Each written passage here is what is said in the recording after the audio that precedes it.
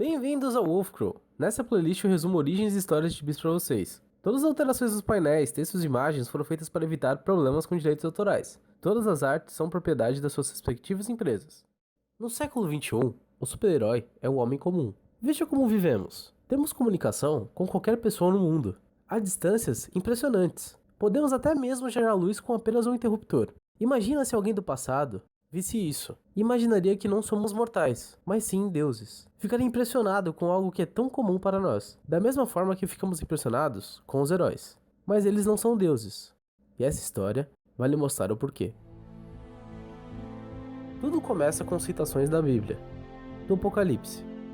Wesley Dodds, conhecido como Sandman, está delirando em sua cama no hospital, citando o Apocalipse para o pastor Norman, quando ele fica agitado por causa das suas visões.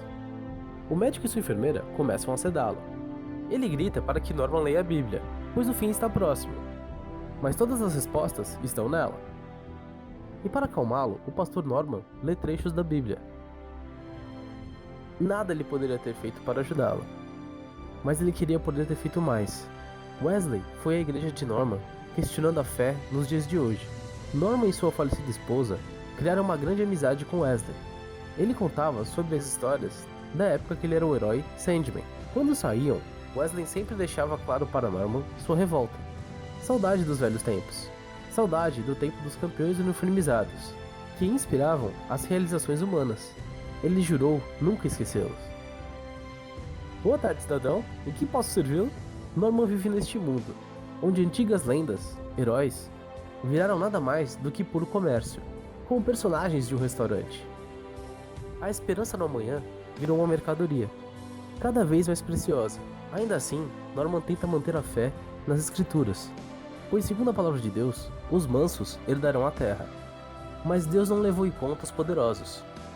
O mundo que Wesley deixou está cheio de super-heróis, não dos que nós conhecemos, mas sim de seus filhos e netos. Esta geração perdeu os valores.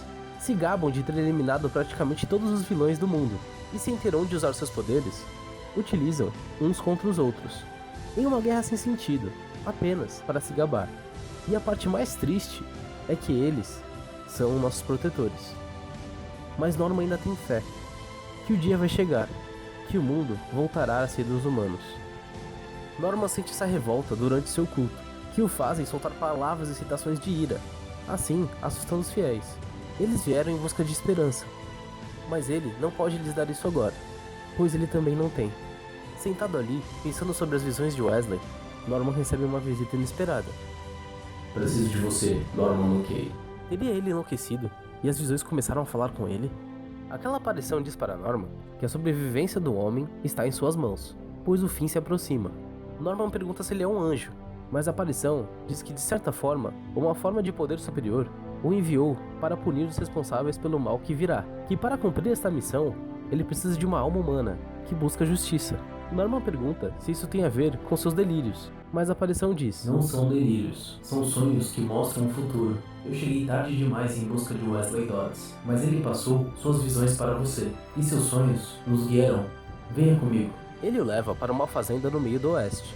Norman fica impressionado, sussurrando: isso não é possível. Mas Spectro diz que ele não precisa baixar a voz, pois aquele homem não consegue vê-los, muito menos ouvi-los. E ao dizer que aquele homem lhe era familiar, Spectro diz que é exatamente quem ele pensa. Ele era conhecido como Super-Homem, nome que ele não usa há mais de 10 anos. Diana aparece, foi visitar seu amigo, que há anos está isolado. Tenta convencê-lo a sair dali junto a ela, mas ele diz não, que o lugar precisa dele. E com um simples toque em um interruptor, Diana desliga a realidade virtual de Clark. Ele fica nervoso dizendo: você está assustando os animais, Diana. E ela fica contente, pois pelo menos ela provocou uma reação em alguém naquela sala.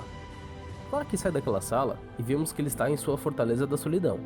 Diana pede que ao menos ele veja como o mundo está lá fora depois que ele sumiu. Então ele entra numa sala escura e diz: ligar.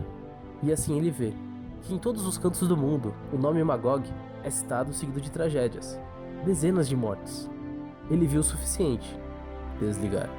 Diana pede para que ele faça algo, que enfrente essa situação, pois se ele o fizer, outros vão segui-lo, mas se ele não fizer nada, tudo continuará do jeito que está. Mas Clark apenas diz para Diana ir para sua ilha, pois lá ela vai estar segura.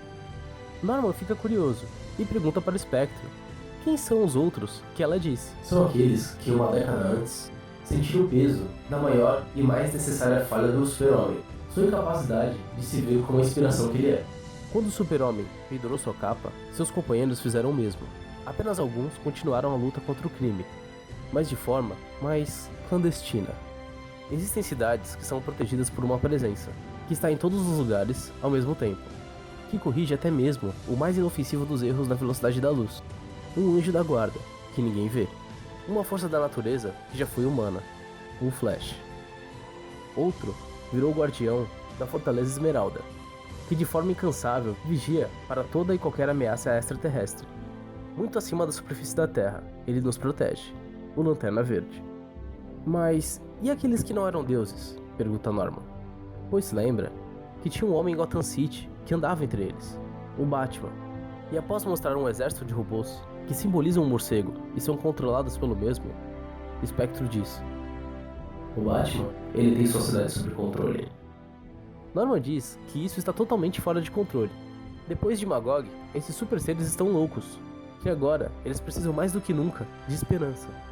E assim aparece ele no céu, assim como há 10 anos atrás. Ele não tinha virado as costas. Ele voltou e... Santo Deus, a ameaça do Armagedon não acabou.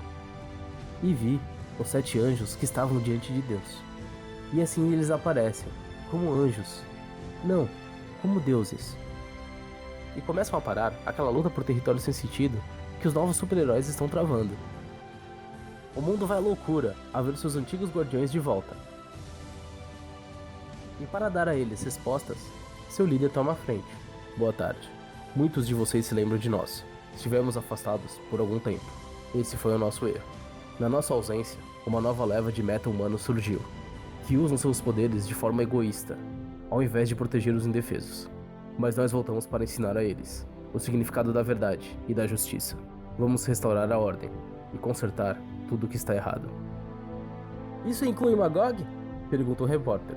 Superman fica sem palavras, mas a Mulher Maravilha afirma que se Magog aparecer, eles vão cuidar dele, dado os seus atos em Kansas. Superman visita uma antiga mansão, que está atualmente em ruínas.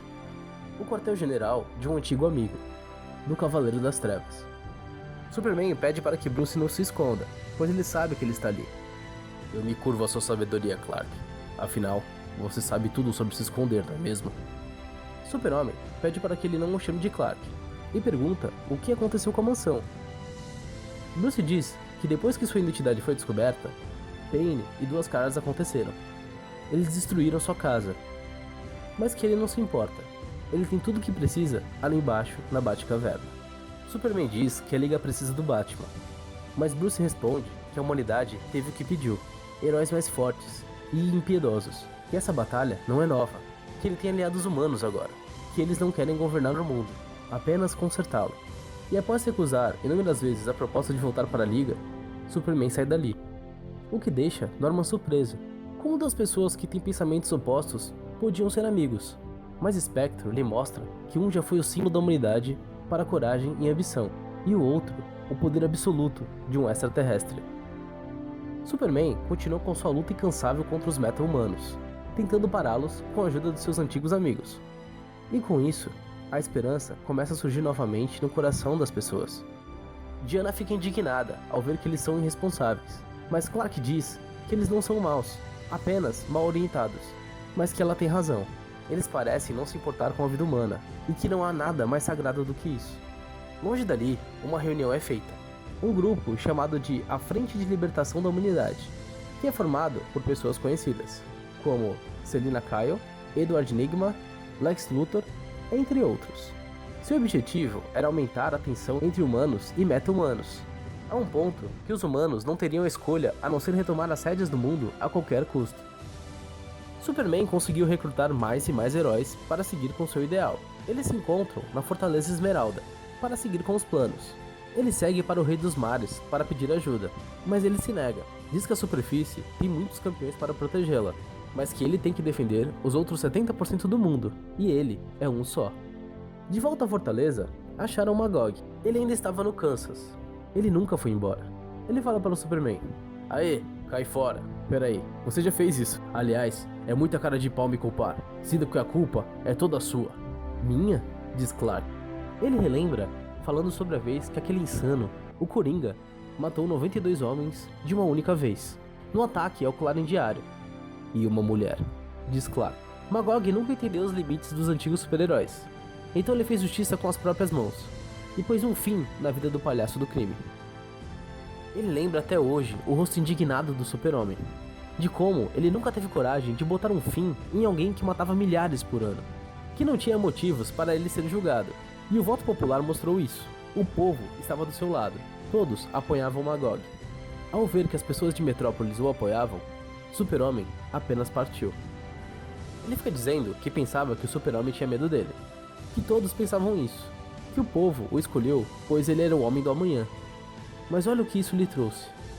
Ele fica de joelhos e pede para que o Super-Homem acabe com isso, o prenda, o mate, mas que bote um fim aos fantasmas que ele escuta. No meio tempo, Lex Luthor tem orgulho em apresentar o mais novo aliado à sua causa, o Batman. Juntos, eles têm esperança de trazer um fim à Liga da Justiça. Mais uma visão assombra o velho Norman. A Liga construiu o Gulag, a prisão de super-humanos. Mas após 2 semanas, ela já estava superlotada. Mas Gulag não era apenas uma prisão. Ela tinha como base um mecanismo vindo de Apocalipse, que criava uma dimensão alternativa na qual os heróis inexperientes e rebeldes teriam que aprender com o holograma do Super-Homem a ter disciplina. Não era uma prisão, e sim uma escola. No meio tempo, Lex Luthor mostra imagens horríveis para o Capitão Marvel, do que pode vir a acontecer se os meta-humanos dominarem a Terra. Como uma lavagem cerebral, ele utiliza vermes para obter o controle da sua mente. Mas o que ele não sabia é que Batman estava vendo tudo. A presença do Capitão Marvel intimida a todos por onde ele passa. Afinal, ele é o mortal mais poderoso do mundo. Norman aparece em meio aos super-heróis na Fortaleza Esmeralda, mas Flash nota sua presença e o arranca da sua invisibilidade. Todos ficam agitados, exigindo uma explicação. O pobre Norman diz poucas palavras, que o fim está próximo, e quando ele começa a citar a Bíblia, Super-Homem fica confuso. Mas é neste momento que eles descobrem. Está havendo uma rebelião em Gulag. No calor do momento, Spectro pega Norman. E Diana e Clark vão aos humanos para conversar termos. E ao escutarem que Gulag é um possível barril de pólvoras, os humanos pedem tempo para que eles possam pensar. Lex aparece neste momento oportuno e diz que agora é hora de um ataque final e decisivo, e que eles têm uma arma certa para isso, tocando na orelha de Billy, tentando acionar os vermes para que ele o obedeça. Mas é nessa hora que Bruce dá um soco em Billy e diz que o único motivo de ter se aliado à luta era para saber qual era a ligação dele com o Capitão Marvel. Bruce ordena um ataque, no qual Billy se assusta e foge, mas sem perceber, ele bate no vidro onde estavam os vermes que lavaram sua mente, e sem pensar, ele solta a palavra mágica: Shazam! Billy está solto. No meio tempo, os prisioneiros estão destruindo o Gulag. Mulher Maravilha ordena um ataque para matar todos. Super-Homem se vê em um ato de desespero e volta a pedir ajuda de seu amigo, que recusa mais uma vez. Cala a boca! Eu não tenho tempo para sua arrogância, Bruce. Estamos correndo contra o fim do mundo. Bruce dá ouvidos a Clark sobre o que está acontecendo, que Mulher Maravilha vai botar um fim em tudo aquilo, na prisão e nos detentos, de uma vez para todas. Tomar vidas humanas ou super-humanas vai contra tudo que sempre acreditamos. Essa é a única coisa que sempre tivemos em comum, diz Clark. Bruce então diz para Clark que existe mais um peão nesse jogo, Capitão Marvel, que ele sofreu lavagem cerebral e está indo para Gulag, destruir tudo e todos. Superman voa o mais rápido que pode. Chega naquela zona de guerra e ele é parado com um único relâmpago. O Armagedon chegou. Agora é real. A batalha final começa. Norman fica indignado. Ele pede para que o Spectro acabe com aquilo, mas o Spectro diz que ainda não é a hora, mas para que Norman fique preparado, pois falta pouco. Então o Spectro mostra a Norman a última esperança da humanidade: explosivos nucleares de multi-megatons. E eis que acontece o pior. Autorizam o lançamento dessas bombas em Gulag, uma forma de acabar com tudo e a humanidade triunfar. E até mesmo Batman entra para a luta final. A presença de Batman e seu exército robô acende uma brasa de esperança. Mas eis que acontece. Diana mata Von Bach para salvar um humano. Batman e Diana entram em confronto de ideais. Diana o agarra e o leva para as alturas, falando que não tem outro jeito. Eles começaram isso, e ela vai terminar. A única opção agora é a guerra. Mas ela e Bruce olham. Aviões se aproximando, com explosivos. Marvel, em nome de Deus, tire esse sorriso vazio do rosto. Você já foi um amigo. Como pode fazer isso? Como? Diga alguma coisa, seu maldito.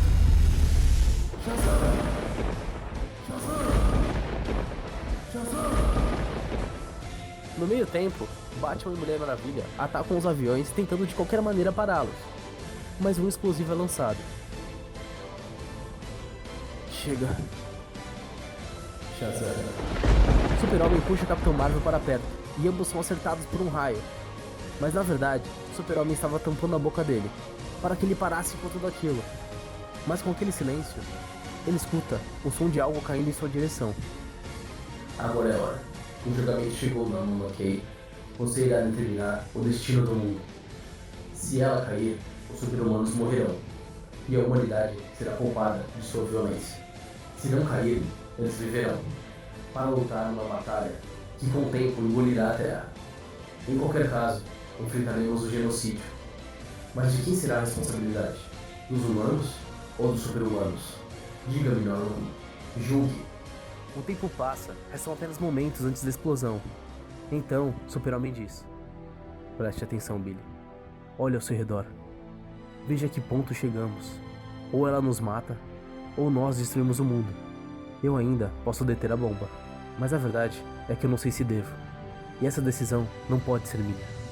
Não sou um deus e nem um homem, mas você, Billy, é os dois. Então, decida. Superman voa em direção à bomba, mas... O Capitão Marvel vai colocar um fim nisso e o afasta da bomba, o jogando para baixo. Ele agarra a bomba e grita: Shazam!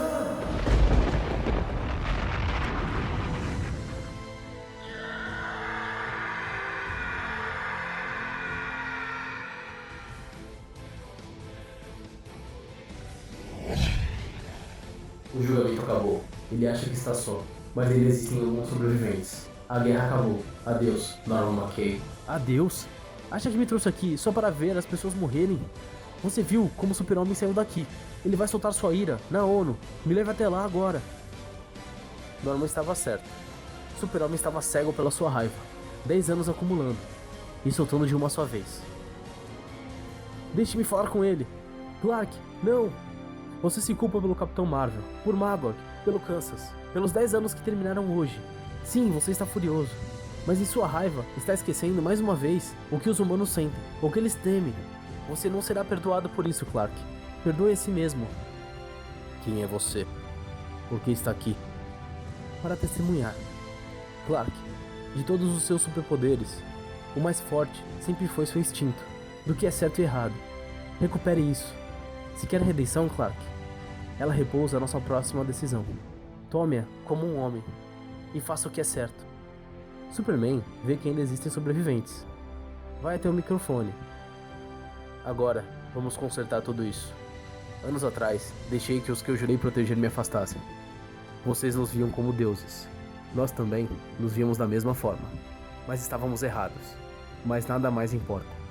Quero que pensemos no amanhã. Juntos. Os problemas existem. Vamos resolvê-los para vocês. Mas não acima da humanidade. Mas entre ela. Junto com vocês. Superman pendura a capa do Capitão Marvel entre as bandeiras da ONU, como símbolo do que aconteceu. Bruce troca a cor preta pela branca, e ao invés de patrulhar as ruas, ele patrulha os hospitais, ajudando quem precisa. Diana volta para seu povo, não como aluna, mas como rainha e professora. E ao invés de patrulhar as estrelas, o antigo guardião Esmeralda agora faz aliança entre os homens. Clark fez um memorial para lembrar de todos os mortos, e da lição que tudo isso deixou. Sua amada Diana chega. Eles são um casal agora. Então Norman volta a pregar, cheio de fé e esperança, assim transmitindo para os fiéis. Um ano depois... Olá, cidadãos, como posso ajudá-los? Diana pede para Clark ficar calmo. Clark, Diana e Bruce se encontram nessa lanchonete para conversar sobre algo muito importante. Após fazerem os pedidos e conversarem, Diana fica feliz em dar uma notícia para Bruce. Você está grávida. Todos ficam espantados, mas Diana retribui a surpresa, pedindo para que Bruce seja o padrinho da criança. Bruce fica sem respostas, mas Clark diz: nosso filho, mais do que ninguém, precisa da influência de um mortal, um homem de moral, com quem possamos contar. Bruce aceita. O filho do Superman, da Mulher Maravilha e do Batman. Imagine que tipo de criança ele vai ser. E ela vai ser, diz Diana. E assim eles saem, sonhando com o futuro, com o reino do amanhã. Essa história foi feita a pedido de João Carlos Fontes Lima, Vinícius Campos, Thiago Maia Andrade, Pele Mai, Emerson Moreira, Thiago Tox Ferraz, Silas Batista, Matheus Anjos e o William Dourado. Eu demorei, cara, mas trouxe o vídeo pra você. Pessoal, eu gostaria de comentar apenas mais uma coisa. Eu estou muito grato a todos os comentários e apoio que vocês têm me dado. O canal está crescendo muito, de forma muito rápida. Mas existe um comentário em especial que me fez notar a importância de tudo isso. Do Luiz Cláudio José da Silva. Cara, muito obrigado pelo carinho. Eu fiquei sem palavras com seu comentário. Eu espero que você esteja se divertindo com esse vídeo também. E escute essa minha mensagem. Um abraço especial para você. Isso é tudo, pessoal. Como sempre, se gostaram do vídeo, dá aquele like. E se curtiram o conteúdo e querem ver mais, é só se inscrever. Até a próxima!